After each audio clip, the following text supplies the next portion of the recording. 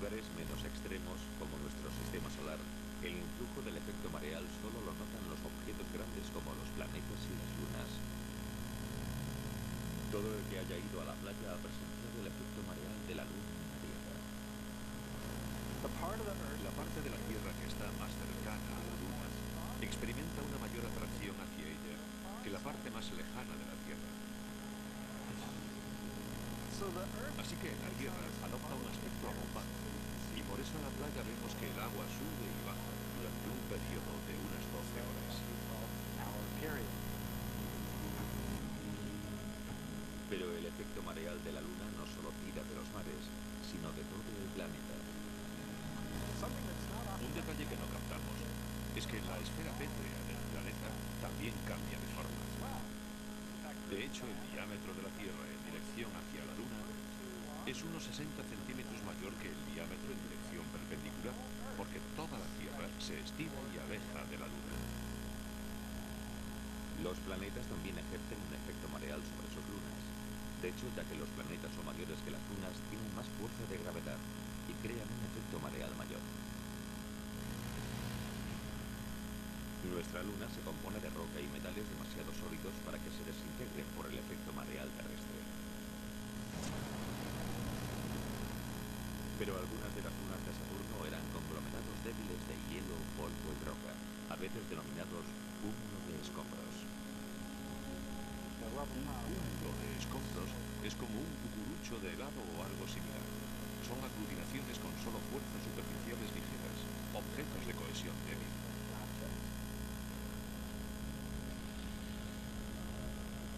Algunos científicos creen que una de esas lunas se acercó demasiado a Saturno hace 100 millones de años. La débil luna se desintegraría en millones de pedazos de variado tamaño. Quedarían a distinta distancia del planeta y adoptarían órbitas diversas. La distinta duración de cada órbita iría dispersando los fragmentos hasta formar los anillos. Solo las continuas investigaciones nos dirán si los anillos de Saturno surgieron debido al efecto mareal, a la destrucción de una luna por un asteroide, o de los restos de cuando se formó el planeta. Pero los astrónomos han contemplado recientemente cómo se incorporaban partículas a un anillo. Descubrieron que la banda más externa de Saturno, el anillo E, solo existe debido a los violentos cambios de una de las lunas de Saturno, llamada Encélado. Lo que brota de esa luna extraordinaria es agua. El agua brota de los géiseres y se congela al instante, como ocurre en las máquinas de nieve artificiales de las estaciones de esquí. Esas columnas de partículas heladas se proyectan a cientos de kilómetros de la superficie de la Luna, donde entran en órbita alrededor de Saturno y forman el anillo E.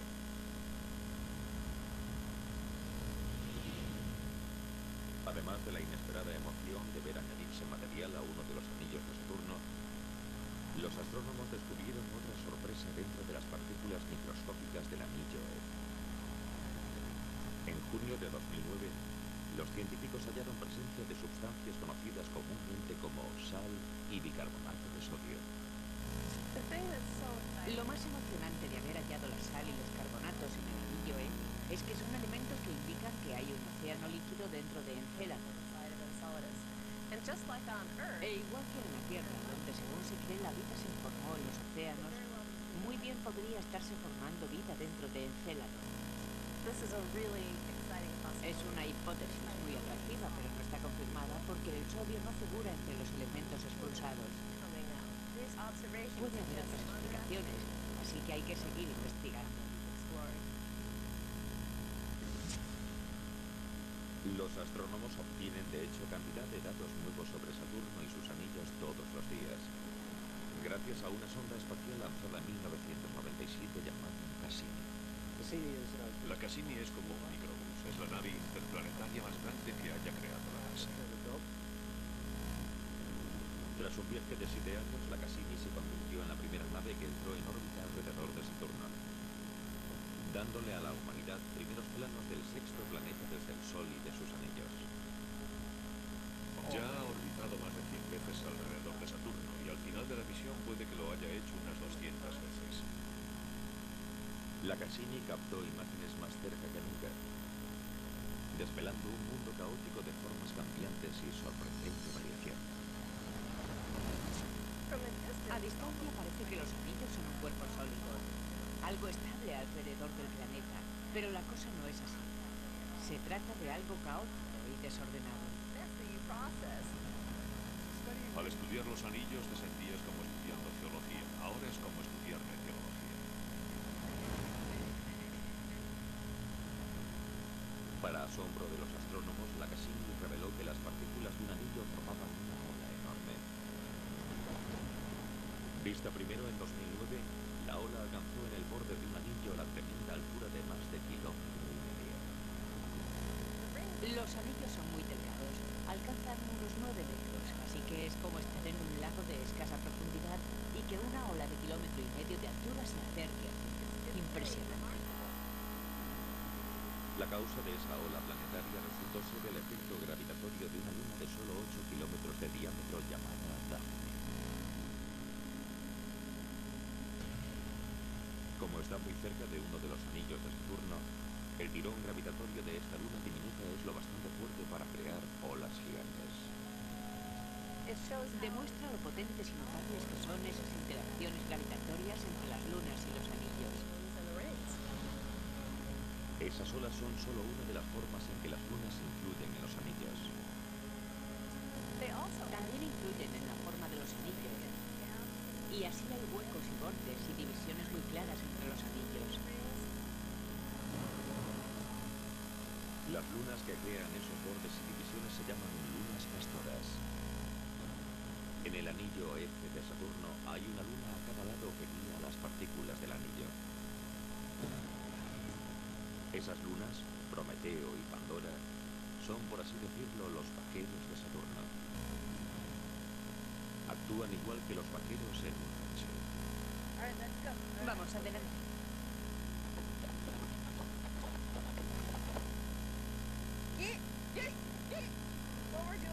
Lo que hacemos aquí es muy similar a lo que hacen las lunas de Saturno con sus anillos. Cuidamos del ganado igual que las lunas hacen con los anillos. Por ejemplo, Prometeo y Pandora cuidan del anillo F. Yo soy como Prometeo y estoy en el interior y mi compañera está en el exterior, es Pandora. Mantenemos reunido el ganado igual que las lunas hacen con los anillos. El influjo de una luna en un elemento de un anillo puede lanzarlo a una órbita más elevada, más lejos de Saturno, o a una órbita más baja, más cerca del planeta. Pandora, al estar más alejada de Saturno, orbita más lenta que las partículas del anillo. Si una partícula se desvía, la gravedad de Pandora tira de ella. Eso frena a la partícula, haciendo que vuelva al anillo.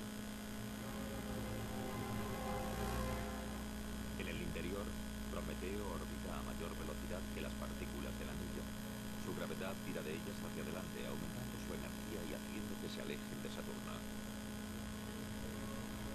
La consecuencia general es que las dos lunas retienen a las partículas en una zona fija, creando un anillo bien definido.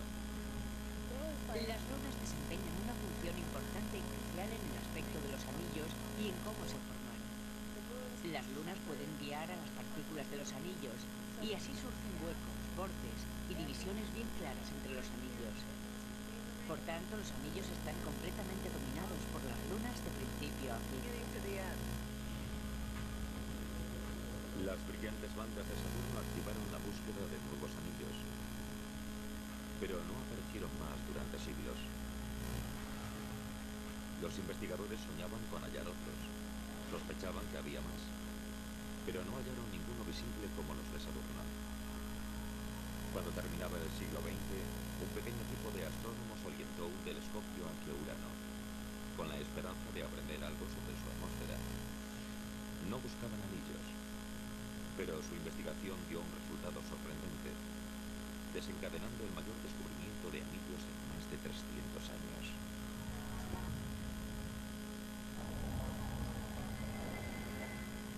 Desde que Galileo descubrió las brillantes bandas de Saturno hace siglos, se emprendió la búsqueda de nuevos anillos.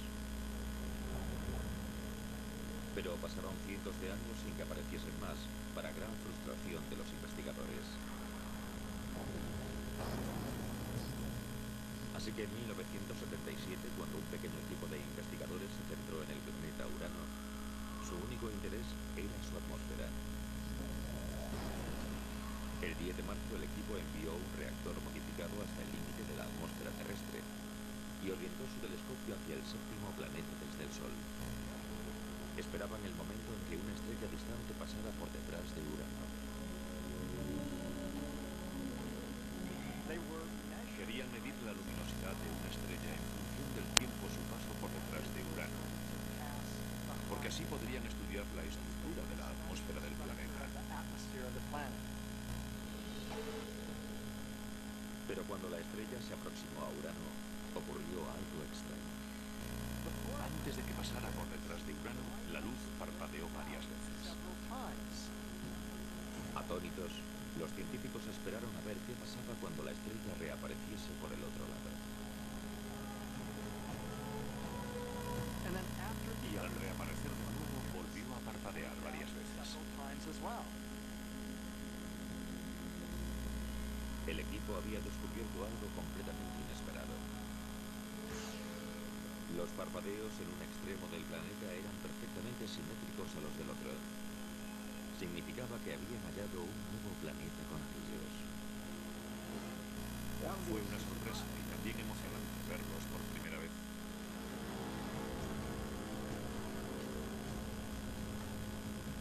Fue el primer conjunto anular descubierto en más de 350 años. Y luego aparecerían más. Pronto se descubrirían otros dos conjuntos anulares, uno en el lejano Neptuno y otro en el planeta mayor, Júpiter. Ahora sabemos que 4 planetas de nuestro sistema solar tienen anillos. Los 4 planetas gigantes de nuestro sistema solar tienen anillos.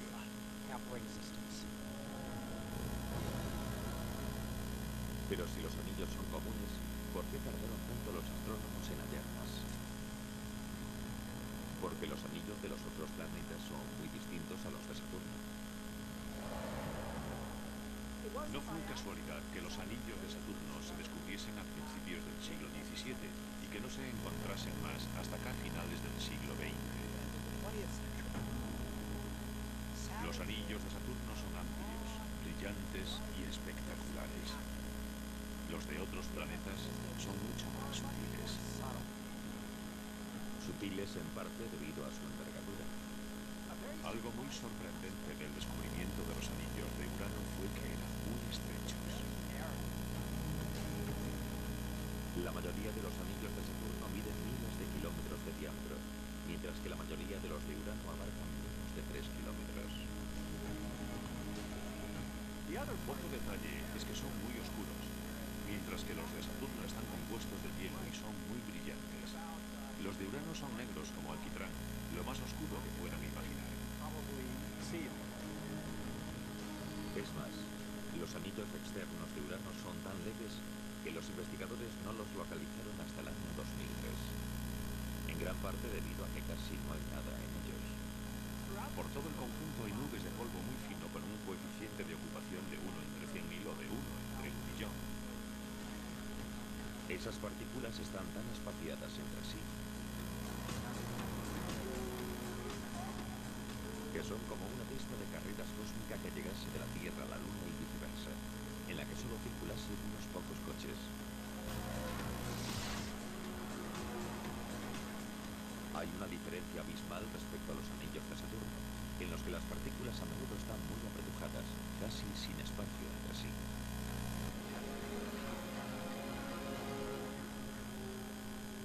Los anillos externos de Urano son muy poco densos, pero no los menos. En esa categoría ganan las bandas externas del quinto planeta desde el Sol. El enorme Júpiter tiene los anillos más sutiles de todos. Por ahora los astrónomos han localizado 4 anillos etéreos alrededor del planeta. Un anillo interior, el principal, y 2 externos. Al contrario que los fragmentos helados de los anillos de Saturno, mayores que un coche, las partículas de los de Júpiter tienen principalmente el tamaño del polvo más fino. Los llamamos anillos de polvo, pero son más bien anillos de humo. Las partículas miden micras y el humo que produce el fuego contiene partículas de micras. Los anillos, como el planeta, son enormes y abarcan casi 483.000 kilómetros de diámetro. Aún así, si con todas las partículas formásemos una sola bola, no sería más ancha que un campo de fútbol americano, y quizás tan pequeña como la distancia de un primer down.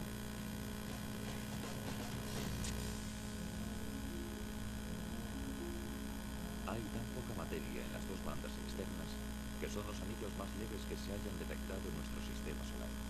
Son casi invisibles y se denominan anillos de telaraña. Podrías estar dentro del anillo de telaraña de Júpiter y no darte cuenta de su presencia. Quizás oirías algún roce en el traje espacial al pasar una partícula de polvo, pero no verías nada. Pese a la levedad de los cinturones de Júpiter, fue la búsqueda de anillos en torno a Neptuno la que resultó más complicada. En la década de 1980 se sospechó que Neptuno tenía anillos, cuando el material de esos sectores tapó la luz de una estrella que estaba a punto de pasar tras el planeta. Usando la misma técnica con la que habían detectado los anillos de Urano, los astrónomos intentaron unas 50 veces encontrar los anillos de Neptuno. Los resultados fueron inconclusos. Los exasperados científicos propusieron una explicación radical. Como la luz de la estrella se bloqueaba de vez en cuando, quizás los anillos de Neptuno eran extraños y solo rodeaban parcialmente el planeta. Pensamos que podían ser anillos incompletos, porque el bloqueo de la luz a cada lado del planeta no era simétrico como en los anillos de Urano. ¿Podría ser que Neptuno tuviese un conjunto anular raro y mutante? Los científicos nunca habían estado más empeñados en resolver el misterio y no podían imaginar lo extraño que sería la solución.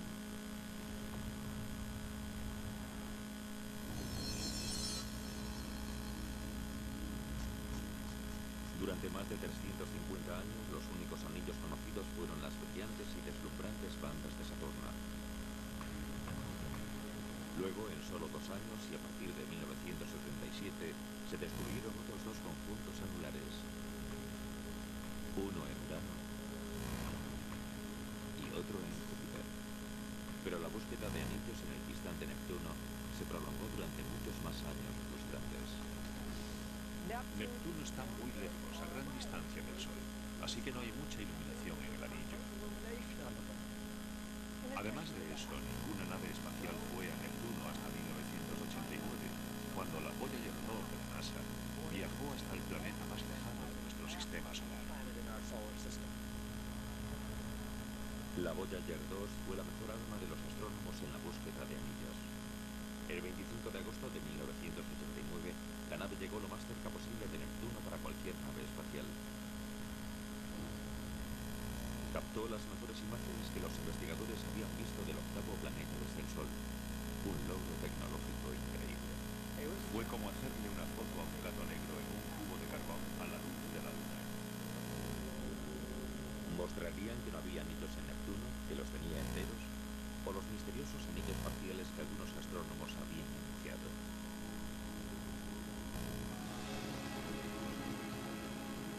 Durante más de una década antes de la misión Voyager, los científicos habían intentado detectar anillos mediante la luz de varias estrellas que pasaron por detrás de Neptuno. En alguna ocasión se vieron fluctuaciones de la luz estelar, pero nunca se dieron a la misma distancia en ambos lados del planeta. Como pasaría con los anillos completos, Neptuno era exasperante. Sabíamos que allí había algo, pero no sabíamos qué configuración tenía. Así que cuando llegaron las imágenes de la Voyager, los buscadores de anillos quedaron encantados. No solo había anillos completos, sino que había algo en ellos que nunca se había visto antes. Arcos. El rasgo más destacado es un grupo de arcos que solo abarcan menos de una décima parte del contorno del planeta. El resto del anillo era muy etéreo.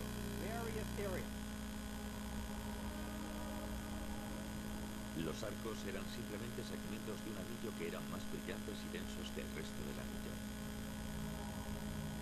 La ínfima cantidad de material del resto del anillo explicaba por qué los astrónomos no habían logrado detectar los anillos completos desde la Tierra. Los arcos están dentro de un anillo completo, pero la materia de ese anillo completo es casi transparente, así que no pudimos verla bloqueando la luz de la estrella. El descubrimiento de anillos alrededor de Neptuno significó que todos los planetas gigantes externos tenían anillos. Era un reflejo del orden natural del cosmos, porque la forma de disco de los anillos es una de las formas más primordiales del universo. En el universo, los objetos tienen dos formas fundamentales: las esferas y los discos.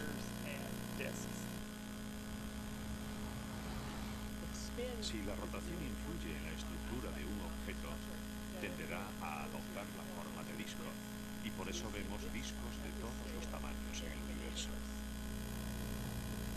Por eso los anillos de Saturno pueden darnos datos del origen de un conjunto anillado mucho mayor, el que hay alrededor de nuestro Sol. Los anillos de Saturno son como un plano de los procesos que dan origen a la formación de planetas. Si pudiésemos retroceder en el tiempo y visitar nuestro sistema solar hace 4.500 millones de años, el joven Sol estaría en el centro y estaría rodeado por un disco de gas y polvo. Dentro de ese disco habría planetas formándose y el disco entero sería similar, hasta cierto punto, a un conjunto anillado.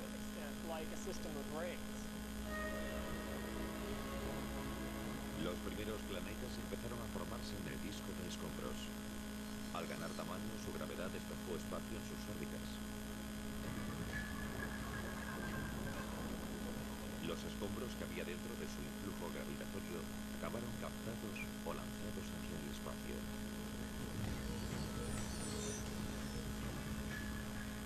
Eso es lo que pasó en nuestro sistema solar cuando Júpiter se formó, porque Júpiter tenía suficiente tamaño para abrir un hueco en nuestro propio disco. Con el tiempo, los otros planetas de nuestro sistema solar se formaron y despejaron sus órbitas, dejando solo dos espacios para los escombros: el cinturón de asteroides y el cinturón de Kuiper. Juntos crean un extenso conjunto de anillos en torno al Sol. Como esquemas de nuestro sistema solar, los anillos nos ayudan a entender nuestro propio origen. Pero los investigadores llevan mucho tiempo esperando dar con uno de los premios más codiciados: planetas anillados en otros sistemas solares. Sabemos ya de muchos planetas con masa y composición similar a la de Saturno, y es bastante seguro que, aunque no todos, algunos sí tengan anillos espectaculares. Se cree que muy pronto se descubrirá el primer planeta anillado de otro sistema solar con la ayuda de uno de los telescopios más potentes del mundo, el Kepler. El Kepler es capaz de rastrear unas 100.000 estrellas a la vez. Se creó para medir los más mínimos cambios de la luz estelar, para que detectase planetas distantes que pasan delante de alguna estrella.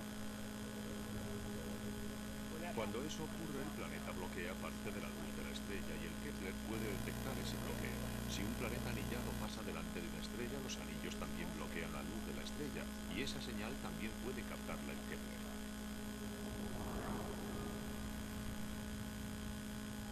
Mientras el Kepler escudriña las profundidades del universo, los astrónomos también buscan nuevos anillos en nuestro sistema solar.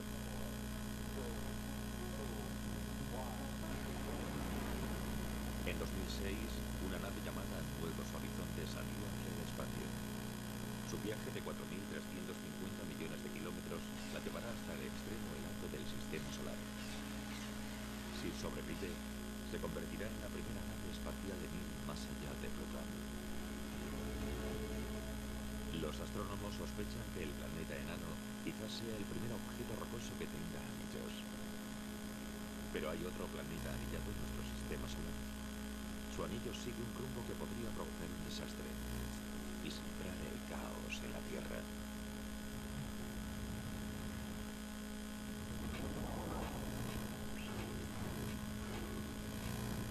4 planetas externos de nuestro sistema solar están rodeados por anillos. Unos brillantes, otros polvorientos y algunos extremadamente difusos. Pero todavía se busca otro, el más distante de todos, alrededor de una roca helada llamada Plutón. Considerado antaño un verdadero planeta, se reclasificó como planeta enano en el año 2006. En 2015 quizás se convierta en el miembro más joven de los planetas anillados del sistema solar. Plutón quizás tenga anillos muy leves, o tal vez un día llegue a tenerlos porque está en una zona donde hay muchos cometas flotando alrededor. Y si uno de ellos se acerca a Plutón, quizás su fuerza de gravedad lo deshaga y después se forme un anillo. Una nave llamada Nuevos Horizontes ha recorrido ya un tercio del trayecto para llegar hasta Plutón. Las imágenes que transmite en 2015 deberían mostrar si el distante planeta tiene anillos. Pero los investigadores hace poco esperaban hallar anillos mucho más cerca, en el vecino más próximo de la Tierra, Marte. Hace mucho que se habla de que Marte podría tener anillos.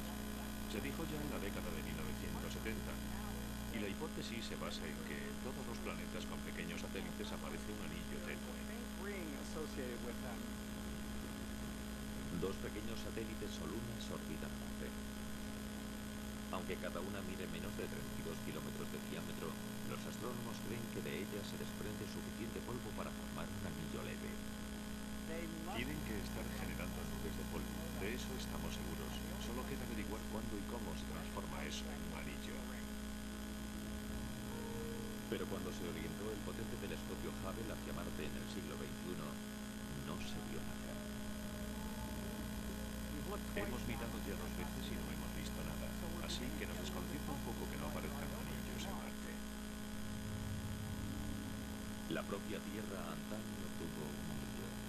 Trozos gigantescos de roca candente giraron alrededor del planeta durante al menos unos cuantos años y luego desaparecieron. ¿Cómo pudo ser posible? Hace 4.500 millones de años, cuando la Tierra acababa de formarse, un cuerpo gigantesco del tamaño de Marte chocó contra nuestro planeta. Y eso formó un anillo temporal más espectacular todavía que los actuales de Saturno, ya que no solo era un anillo grande y muy denso, sino que estaba al rojo vivo. Cuando la roca candente se enfrió, parte cayó de nuevo a la Tierra y parte se dispersó por el espacio. El resto del material se condensó en una esfera que dio lugar a nuestra Luna. Pero los terrícolas no deben sentirse excluidos. Nuestro planeta tiene un nuevo anillo, y este solo tiene 50 años de vida. No está hecho de polvo ni de roca helada, sino de metales y silicio. Es un anillo de satélites. La Tierra se ha creado un anillo de satélites de alta tecnología que durará millones de años. Compuesto por unos 400 satélites, es el único anillo conocido en el universo creado por seres vivos. Se halla 35.400 kilómetros por encima del ecuador terrestre, en una órbita geosíncrona en la que su velocidad los mantendrá en el mismo punto sobre el planeta de forma indefinida. Los satélites geosíncronos pertenecen a una subcategoría muy especial de satélites y forman un auténtico anillo alrededor de la Tierra. Es un anillo porque consta de partículas en órbita que giran continuamente alrededor de la Tierra, de un modo similar al anillo de partículas heladas que giran en torno a Saturno. El anillo de la Tierra es un elemento clave para las comunicaciones humanas, pero se encamina hacia una catástrofe. Sabemos que si hay muchos objetos en un mismo sitio, empezarán a chocar. De hecho, en febrero de 2009, dos satélites en una órbita terrestre baja chocaron. La colisión preocupó a los gobiernos y a la comunidad científica del mundo entero. Eran dos satélites grandes y chocaron. Se hicieron amigos y ahora hay unos 10.000 objetos orbitando la Tierra. Cada de ellos es como una bala. Cada uno se mueve a unos 16 kilómetros por segundo y cualquiera puede destruir a otro satélite si se produce otra colisión. Cada nuevo satélite en la órbita geosíncrona es como añadir un coche de carreras a la pista. Con cada una aumenta el peligro de colisión. Si dos chocan, los fragmentos desprendidos podrían destruir todo el anillo, sumiendo las comunicaciones terrestres en el caos.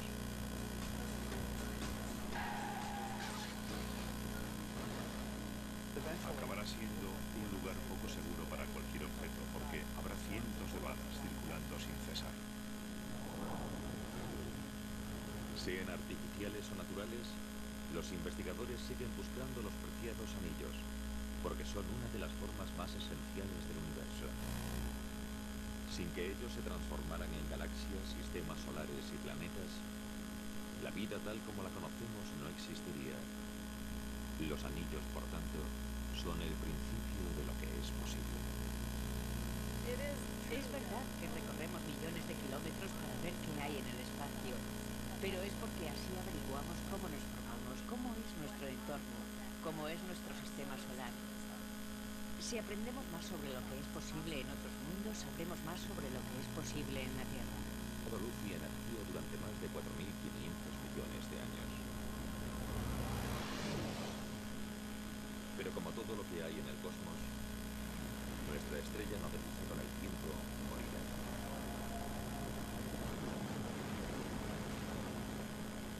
Y la Tierra podría literalmente fundirse en un atardecer. Cuando el Sol sea 100 veces más brillante de lo que es ahora, toda la superficie de la Tierra quedará incinerada. Toda la roca que compone los continentes se fundirá y fluirá en ríos de lava fundida. La Tierra será inhabitable. La muerte de nuestro Sol tendrá un profundo impacto en nuestro mundo cósmico. Dependemos de nuestra estrella, situada en el centro de nuestro sistema solar. Más de 1 millón de tierras cabrían fácilmente dentro de esta gigantesca bola de gas burbujeante, cuya temperatura interior alcanza los 15 millones de grados centígrados.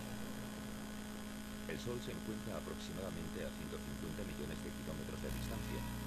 Por eso en la Tierra no hace ni demasiado frío ni demasiado calor. Es la distancia perfecta para que existan océanos de agua líquida y vida abundante.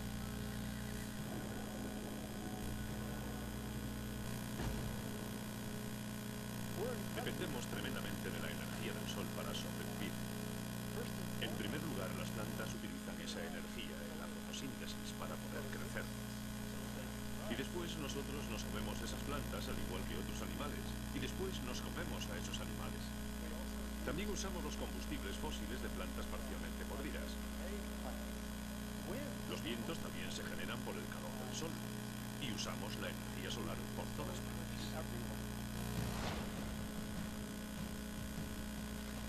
Todo este calor y esta luz que nos da la vida proceden del núcleo del Sol.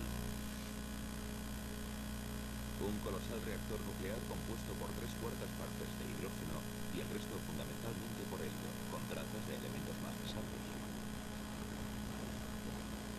Aquí los núcleos de hidrógeno se combinan para formar núcleos de helio. Este proceso, denominado fusión, produce energía radiante.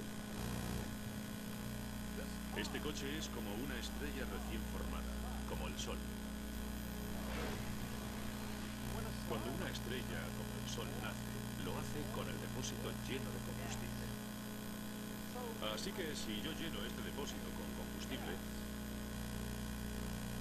es como cuando el hidrógeno se une gravitacionalmente para formar un núcleo denso y caliente. Ese gas posteriormente se quemará. En el caso de una estrella, el hidrógeno se fusionará para formar helio, con lo que la estrella tendrá energía. Es lo mismo que ocurre con el combustible que se quema en un coche, que le da a este la energía para moverse. Al igual que un automóvil, el Sol con el tiempo se quedará sin combustible. Y la Tierra se encontrará sin esta crucial fuente de energía. Al ritmo que está fusionando el hidrógeno en helio, algún día simplemente se acabará el hidrógeno de su núcleo. Conocemos Conocemos otras estrellas similares que nacieron mucho antes que el Sol y que ahora se están muriendo.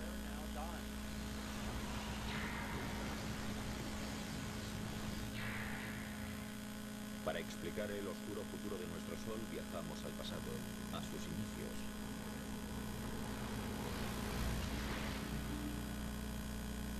Estas exóticas nubes de gas y polvo se denominan nebulosas.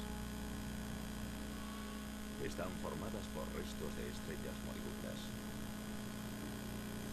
Pero si las observamos de cerca, vemos que son en realidad viveros estelares, en los que nacen estrellas como nuestro Sol. Hace unos 4.500 millones de años, en nuestra galaxia, una nube gigantesca de gas y polvo se fue uniendo gradualmente debido a la acción de la gravedad. Y cuando la gravedad provocó el desplome de esa nube, se liberó un montón de energía. Se calentó y, por último, en el centro, las reacciones nucleares empezaron a convertir el hidrógeno en helio y nació una nueva estrella. El material estelar restante empezó a girar como un torbellino alrededor del Sol recién nacido. Chocó y se unió y con el tiempo esculpió los 8 planetas de nuestro sistema solar, entre ellos la Tierra. Cuando eso ocurrió, se levantó un viento estelar que se llevó todo el material sobrante, dejando los planetas que tenemos hoy y cuerpos adicionales, algunos de los cuales chocaron o se fusionaron con los demás planetas. Entre los miles de millones de puntos de luz del universo, nuestro Sol es una estrella de tamaño medio. Hay estrellas que tienen 100 veces su masa. Y en contra de lo que pueda parecer, el verdadero color del Sol difiere del que vemos cuando sale y se pone.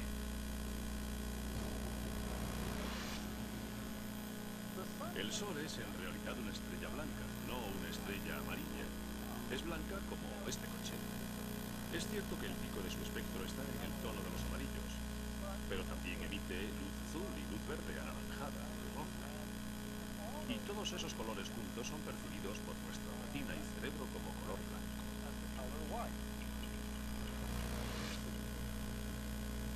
Nuestro Sol tiene mucho en común con los seres humanos. Cuando era joven, era extremadamente activo y a menudo impredecible. Hemos descubierto algo sorprendente. Hemos descubierto que estrellas como el Sol, cuando son muy jóvenes, giran mucho, mucho más rápido que hoy. Imaginemos algo tan grande como el Sol girando en un solo día, o incluso menos. Era un Sol muy diferente. Sufría todo tipo de erupciones, que lanzaban partículas a través del espacio e impactaban contra la Tierra. Ahora mismo nuestro Sol es de mediana edad y se ha asentado en un patrón más tranquilo y regular, pero sigue generando mucha energía. Ahora mismo el Sol tiene unos 4.500 millones de años. Está ligeramente por debajo de la mitad de la vida que se le calcula. Así que es como este coche, con un poco más de medio depósito de gasolina. Ahora mismo el Sol está quemando combustible, es decir, fusionando hidrógeno para producir helio a un ritmo constante, pero feroz. Es como si explotase una bomba de 90.000 millones de megatones cada segundo. Es una potencia increíble.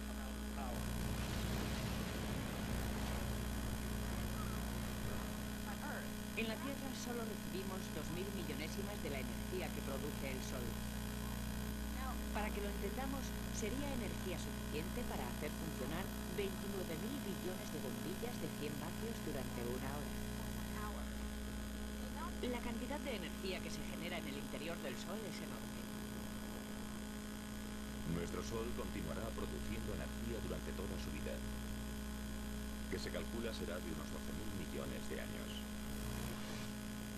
En la década de 1990, los científicos confirmaron su edad y cuándo morirá, midiendo su brillo y masa original y analizando sus ondas sonoras. La luz no penetra en el Sol. Es opaco. Suena raro porque el Sol emite luz, pero no la deja pasar. De modo que hasta hace poco no había forma de sondar el interior del Sol. Ahora hay una ciencia llamada heliosismología que usa ondas sonoras para sondar la estructura interior del Sol.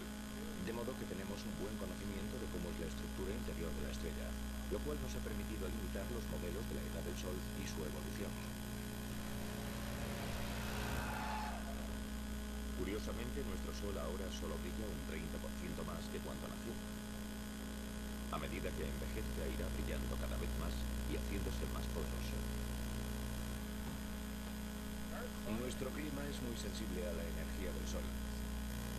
Si les preocupa el calentamiento global, preocúpense por lo que los humanos le están haciendo a la atmósfera. Pero hay que saber también lo que el Sol le está haciendo a la atmósfera. Los cálculos más recientes indican que tal vez un 20% del calentamiento global que estamos sufriendo es responsabilidad única y exclusivamente del Sol.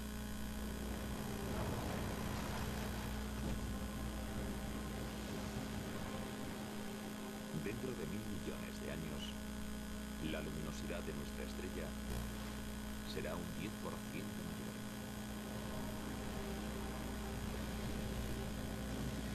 Y la temperatura en nuestro planeta subirá 100 grados.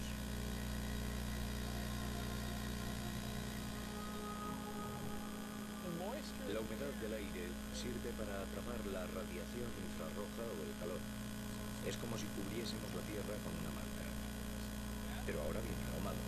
A medida que la Tierra se calienta, los océanos se evaporan cada vez más. Atrapamos más calor y la Tierra se calienta más. Y a medida que la Tierra se calienta más, atrapamos más calor todavía. Y el efecto continúa. Es lo que llamamos efecto invernadero. Con este aumento del calor debido al efecto invernadero desenfrenado, la vida en la Tierra estará en peligro. Sociedades enteras tendrán que pasar el día en refugios subterráneos y salir de noche, cuando las temperaturas sean más suaves. Pero si el termómetro sigue subiendo, llegará un momento en el que no tengan a dónde ir ni dónde ocultarse. Sabemos cómo acaba la historia. Se llama planeta Venus. Pensemos que Venus solo está un 30% más cerca del Sol que la Tierra, pero hace muchísimo más calor. 425 grados. Ahora mismo no tenemos tecnología que pueda permitirnos sobrevivir en la superficie de Venus, pero nos imaginamos lo que haría falta: aislarse del calor. Así que sería un reto. En 3000 millones de años, el brillo de nuestro Sol aumentará un 40%. Para entonces los océanos se habrán evaporado. Y la Tierra se habrá convertido en un desierto global.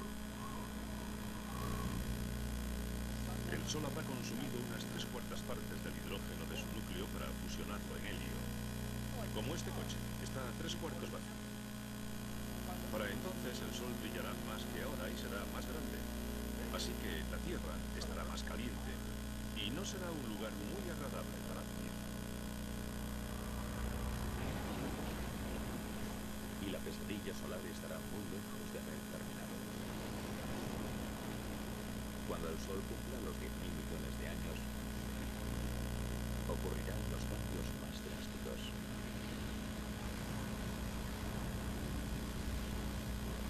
Si todavía existe una civilización similar a la humana, ¿cuáles serán sus opciones de supervivencia cuando nuestro Sol finalmente ocupe todo un horizonte?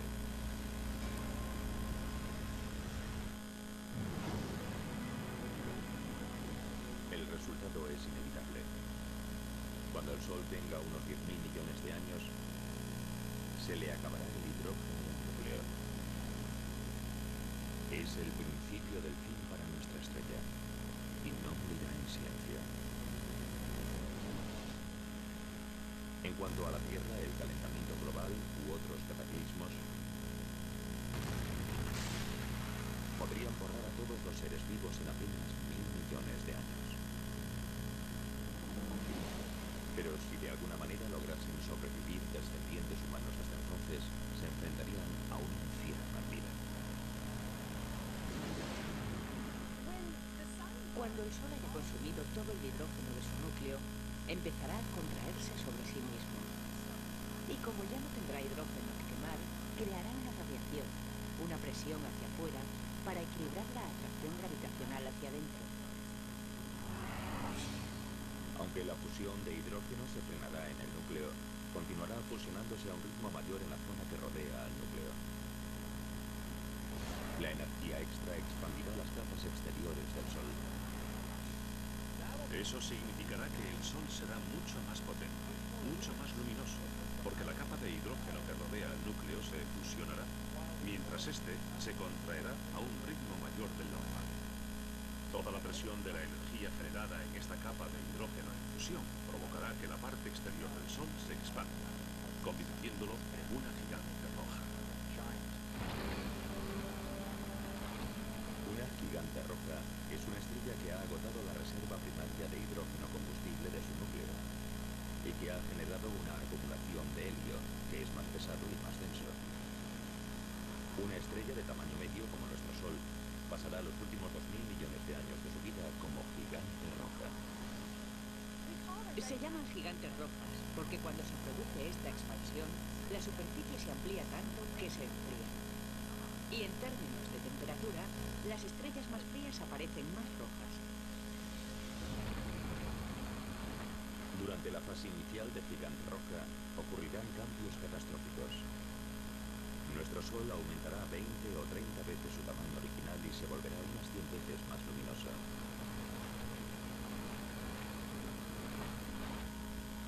A medida que nuestro Sol gigante roja se expanda, continuará fusionando hidrógeno en la capa que rodea al núcleo inactivo de helio,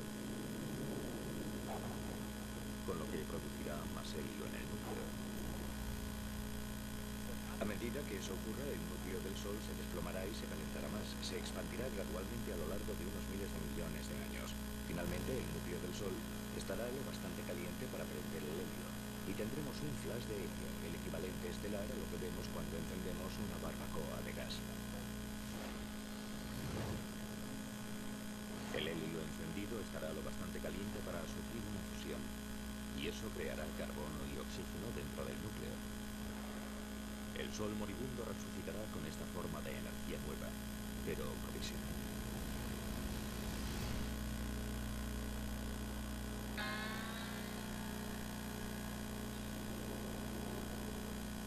Estoy parado en el desierto porque me he quedado sin gasolina. Pero bueno, tengo una lata en el maletero. Y si echo esta gasolina en el depósito, el coche podrá seguir un rato más. Así actúa más o menos el Sol. Durante la etapa de gigante roja, se quedará sin hidrógeno, sin combustible, pero tendrá helio, que podrá fusionarse brevemente durante unas decenas de millones de años para crear carbono y oxígeno y crear una nueva fuente de energía que permitirá al Sol seguir adelante un poco más.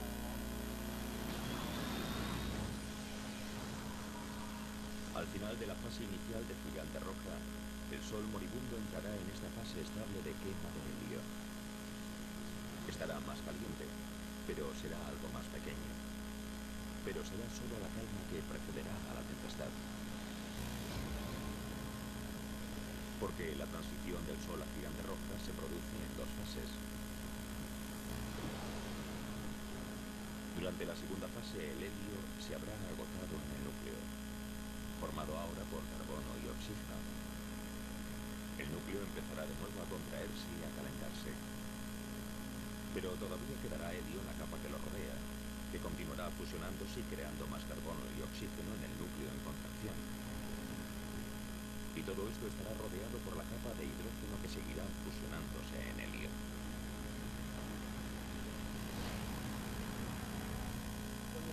Cuando el Sol se convierta en una gigante roja, se expandirá, y lo primero que hará será tragarse al planeta Mercurio. Y con el tiempo lo incinerará, lo evaporará, se lo comerá. Después se expandirá hacia Venus.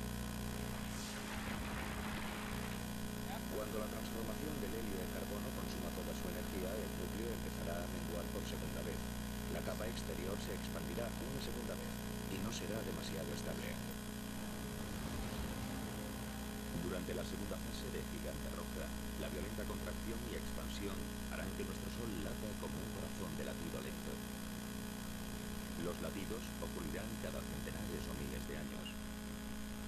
Y con cada latido se desencadenará un pandemonio planetario.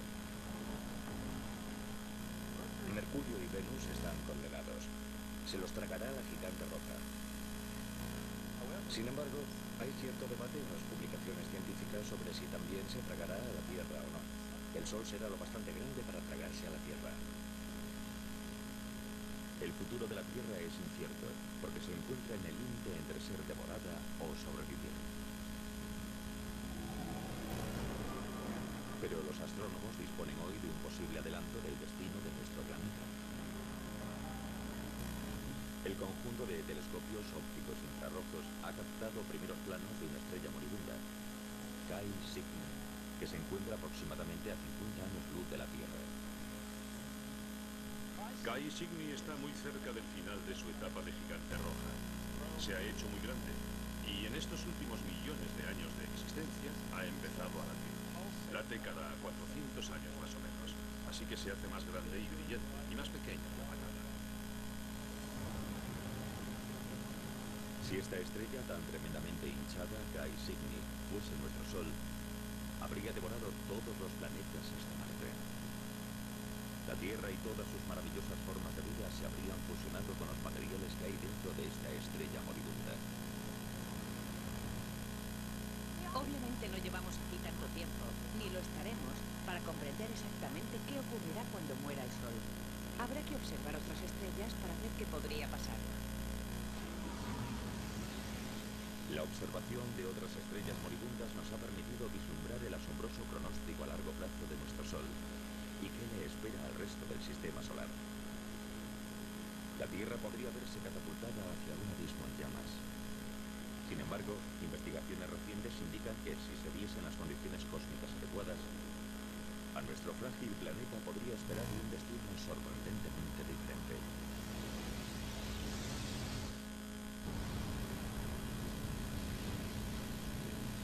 Todo tiene un final.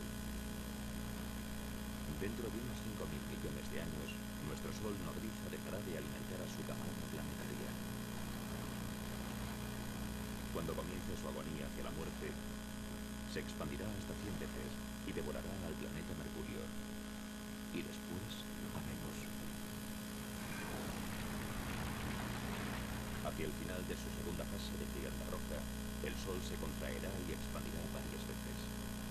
Con cada latido, nuestra estrella moribunda se acercará peligrosamente a la Tierra y podría tragársela. Sin embargo, si se diesen las circunstancias adecuadas, nuestro planeta podría salvarse. Hay un fenómeno denominado viento solar que sopla continuamente y que levanta material de las capas exteriores de la atmósfera del Sol y lo lanza hacia nuestro espacio interestelar.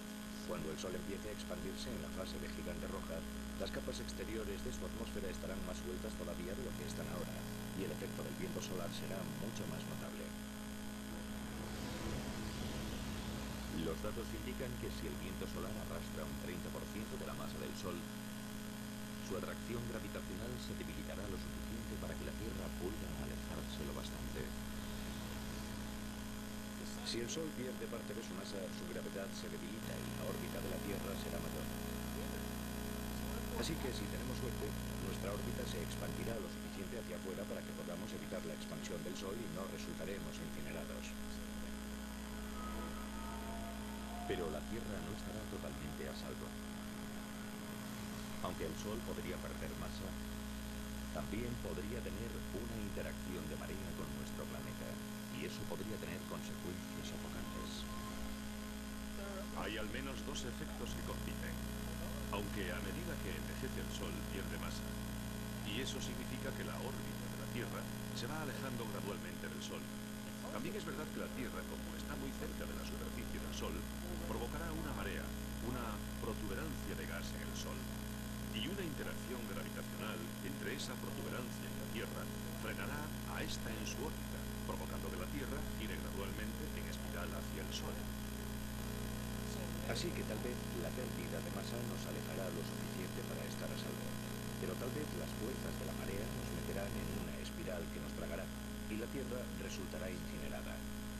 Y si volvemos dentro de 5.000 millones o 6.000 millones de años, ya veremos quién ha ganado. La Tierra podría haber tenido suerte. Un equipo internacional de astrónomos descubrió un planeta fuera de nuestro sistema solar que sobrevivió a la muerte de su estrella madre. Ese exoplaneta es al menos el triple de grande que Júpiter y orbita la estrella llamada 391 Pegasi, cuya masa es similar a la de Sol. Algunos exoplanetas claramente sobreviven a la fase de gigante roja. Por ejemplo, 391 Pegasi es una estrella que tiene un exoplaneta a su alrededor, un planeta que la orbita, y ese planeta sigue ahí. Podría tener un núcleo rocoso como la Tierra, y tal vez incluso una región central de hierro, pero creemos que en su mayor parte es gaseoso y líquido. 391 Pegasi y su planeta gaseoso gigante tienen una distancia orbital entre ellos similar a la de la Tierra con respecto a nuestro Sol, que es de unos 145 millones de kilómetros. Los astrónomos creen que el exoplaneta sobrevivió porque su estrella moribunda perdió masa, lo que redujo su atracción gravitacional sobre el planeta lo suficiente para que éste se desviase ligeramente hacia afuera. El planeta que orbita 391 Pegasi es uno de esos planetas que estuvo en el filo de la navaja entre hacer una espiral hacia afuera o ser arrastrado hacia adentro por las mareas. Pero no esperamos encontrar muchos planetas a esas distancias. Imaginamos que o se los tragarán o estarán mucho más lejos. O sea que es necesario un delicado equilibrio de dos fuerzas rivales para que un planeta sobreviva en ese tipo de posición. Tenemos un caso en el que el planeta sobrevivió. La mala noticia es que en este sistema solar ese planeta es muy grande, más que Júpiter. Probablemente tiene más posibilidades de sobrevivir que un planeta pequeño como la Tierra. Parece que los vientos estelares y los latidos térmicos producidos por 391 Pegasi arrastraron material atmosférico de las capas exteriores del exoplaneta y lo lanzaron hacia el espacio. Sin embargo, ese planeta gaseoso gigante sobrevivió porque podía permitirse perder un montón de masa. Podemos especular con que podría haber perdido una o más masas terrestres de material. Y por supuesto, si la Tierra perdiese tanto material, no estaría aquí. Sin lugar a dudas, un planeta del tamaño de Júpiter, un gigante de gas, es inhabitable para las personas, pero lo curioso es que si el Sol pasase a la fase de gigante roja, es posible que Júpiter sobreviviese. La existencia del planeta gaseoso gigante que orbita a 391 Pegasi no constituye una prueba concluyente en uno u otro sentido de si la Tierra sobreviviría o no a la muerte de nuestro Sol. Pero una cosa parece segura. Mucho antes de que nuestro Sol se convierta en una gigante roja, nuestro planeta dejará de ser habitable para la vida terrestre. Las civilizaciones futuras tendrán que trasladarse miles de millones de años antes de que se desate el infierno.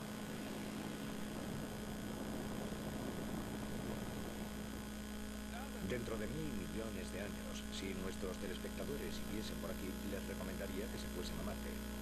Marte, en lugar de estar demasiado frío como lo está ahora, probablemente tendrá una temperatura más favorable. Si hay agua bajo la superficie de Marte y todavía no estamos seguros de que la haya o no, tal vez podríamos usar parte de esa agua y disfrutar de una jubilación tranquila en el planeta Marte. Pero el traslado a Marte no sería sencillo. El planeta rojo sería más cálido de lo que es hoy. Pero todavía le faltarían detalles básicos para la vida. Hay que crear una atmósfera. Hay que tener presiones lo bastante altas para que haya agua derretida en la superficie. Hay que ser capaces de generar oxígeno.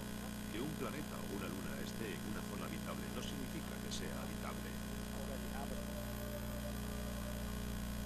Si tuviésemos que hacer una planificación, animaríamos a fomentar la creación de vida vegetal en Marte dentro de 1000 millones de años. Generaríamos oxígeno y haríamos que ese planeta fuese más acogedor para nosotros. Tal vez un poco egocéntricamente es lo que llamamos terraformar, es decir, dar a otro planeta la forma de la Tierra. Y realmente yo espero que lo consigamos. Incluso aunque una sociedad avanzada consiga colonizar Marte, este nuevo hogar será provisional. El Sol seguirá haciéndose cada vez más grande y brillante y empujará la zona habitable más hacia afuera. Durante la fase de gigante roja, los terrícolas tendrán que trasladarse de nuevo, tal vez a las lunas ricas en agua de Júpiter o Saturno. Pero en cada nuevo asentamiento habrá más obstáculos. Cerca del final de la etapa de gigante roja, el Sol se hará mucho más brillante y mucho más grande, muy rápidamente. Así Así que tendremos que trasladarnos a nuevas zonas habitables con mucha más frecuencia. Otro problema que supone trasladarse a un nuevo planeta o luna es que sería muy difícil y caro trasladar a todos los humanos. Así que, ¿a quién elegiríamos? ¿A la élite de la sociedad? Eso generaría grandes problemas. En lugar de abandonar la Tierra antes de que el Sol se convierta en una gigante roja, otra alternativa sería trasladar todo el planeta. Puede sonar a ciencia ficción, pero ya se estudian tecnologías que podrían rescatar a la Tierra del apocalipsis solar.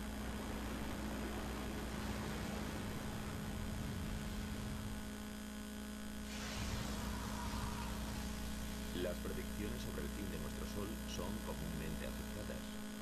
En unos 5.000 millones de años, nuestra estrella comenzará una larga y violenta agonía. A medida que se convierta en una gigante roja con forma de seta, se llevará por delante a planetas como Mercurio, Venus y posiblemente la Tierra. Si todavía existen civilizaciones similares a la humana, tendrán que mudarse al sistema solar exterior. Y puede que incluso se lleven a la Tierra a remolque. El reto estará en encontrar el tráiler cósmico adecuado. Puede que movamos gradualmente la Tierra hacia una nueva zona habitable. Por ejemplo, tomando un asteroide y colocándolo en órbita, para que esté razonablemente cerca de la Tierra y de vez en cuando le dé un empujoncito gravitacional hacia afuera. Actualmente los científicos ya realizan simulaciones informáticas para evaluar la viabilidad de mover a la Tierra usando cohetes tripulados o drones no tripulados. Tendríamos que usar velas solares, tal vez para dirigir al asteroide hacia el lugar correcto, o bien un cohete impulsado por fusión. Dentro de 1.000 millones de años quizás haya otras tecnologías que lo faciliten, y quién sabe qué podremos hacer para entonces.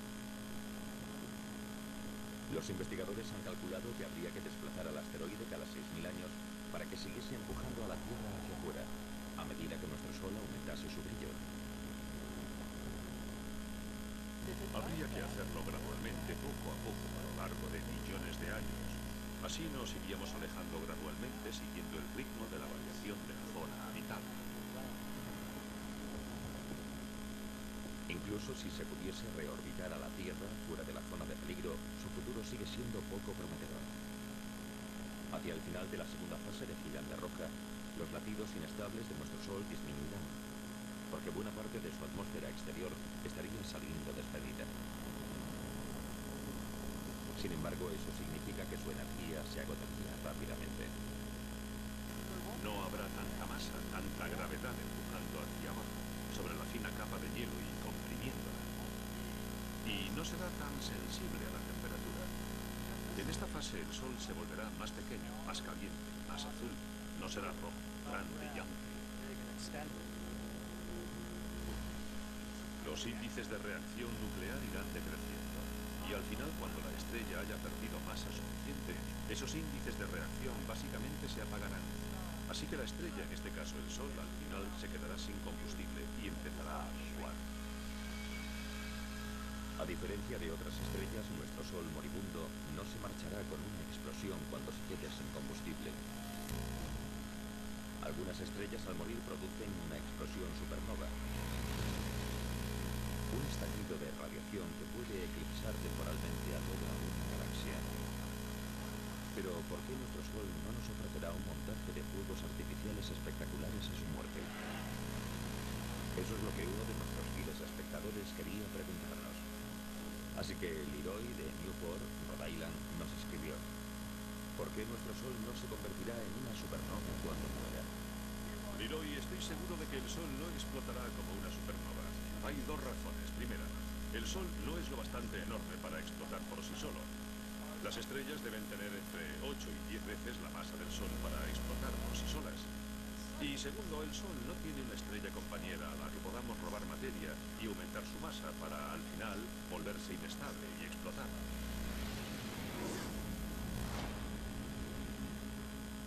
En la última fase de la vida de nuestro Sol, su atmósfera exterior, una esfera reluciente de gas llamada nebulosa planetaria, se habrá desprendido. Lo único que quedará de nuestra otrora poderosa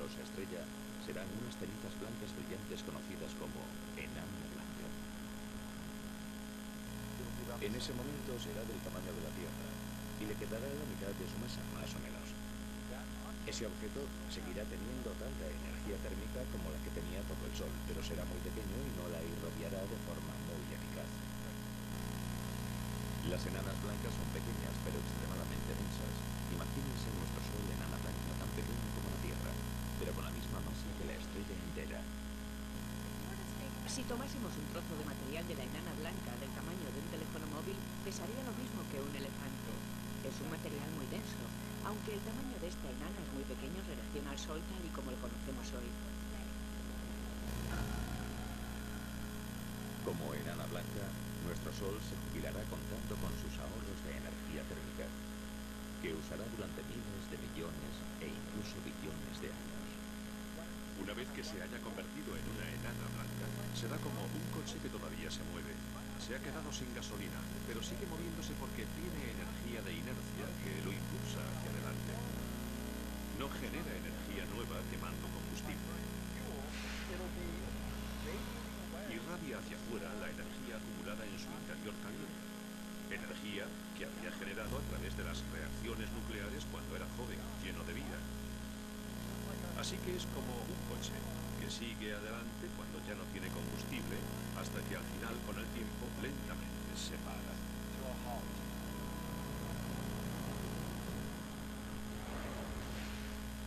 Todo lo que pueda quedar en el sistema solar tras esa transición a la fase de enana blanca se enfriará gradualmente. Permanecerá en órbita alrededor de la enana blanca. El tiempo de putrefacción orbital es extremadamente largo y podría quedarse ahí en silencio y ser un cuerpo frío y en órbita para siempre. Nuestro Sol, enana blanca, se irá apagando y enfriando cada vez más. Dado que ya no generará energía, todo el sistema solar empezará a congelarse. Y a medida que las constantes vitales del Sol sigan empeorando, ¿cuál será el pronóstico para la Tierra?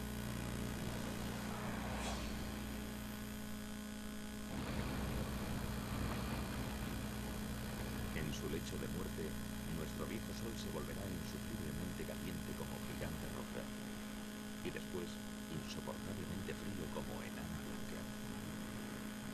Este podría ser el beso de la muerte para el planeta Tierra, en su paso del calor abrasador al frío gélido.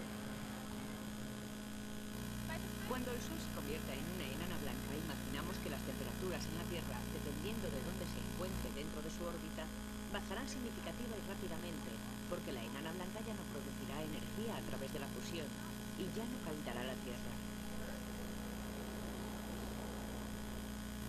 Así que nos freiremos como un huevo si nos quedamos donde estamos durante la fase de gigante roja.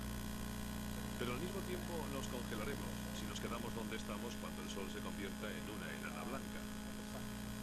De todos modos, habrá zonas en las que la vida podría sobrevivir. Por ejemplo, en las partes líquidas de las profundidades de los océanos, podría sobrevivir. Al principio, los humanos teóricamente podrían vivir en submarinos, cerca de pozos de ventilación hidrotérmica y extraer la energía geotérmica del núcleo de la Tierra. Pero después de 1 millón de años, los océanos se congelarían completamente y la vida inevitablemente desaparecería. Cuando el Sol se convierta en una enana blanca hará frío y más frío. Es como una olla que tenemos al fuego. Cuando apagas el hornillo, desconectas la fuente de energía y la comida se va enfriando cada vez más y más.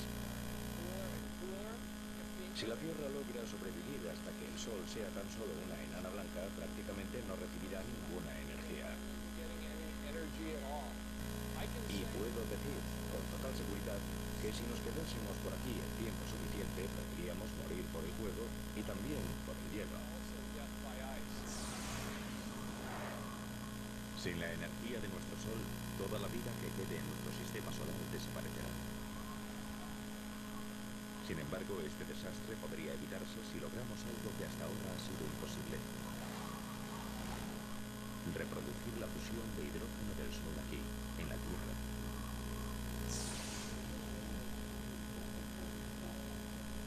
La ciencia ya ha logrado la fisión nuclear, que consiste en separar los átomos en núcleos más pequeños y ligeros. Esta es la energía que hace funcionar a nuestras centrales nucleares y que está dentro de las armas nucleares.